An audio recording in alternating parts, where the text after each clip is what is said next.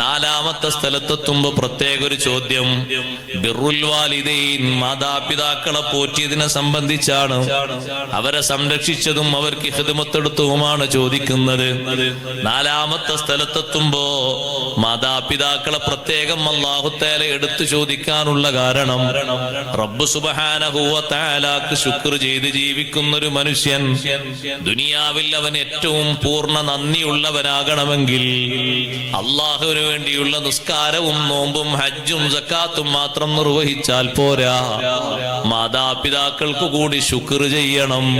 അതുകൊണ്ടല്ലേ അള്ളാഹു അത് ചേർത്തി പറഞ്ഞത് അനിഷ്കുർലി വലിവാലിദൈക്, എനിക്കും നിങ്ങൾ നന്ദി ചെയ്യണം, നിങ്ങളെ മാതാപിതാക്കൾക്കും നന്ദി ചെയ്യണം. അള്ളാഹുവിനുള്ള നന്ദിയൊക്കെ ഒരാൾ പരമാവധി നിർവഹിച്ചിട്ടുണ്ട്.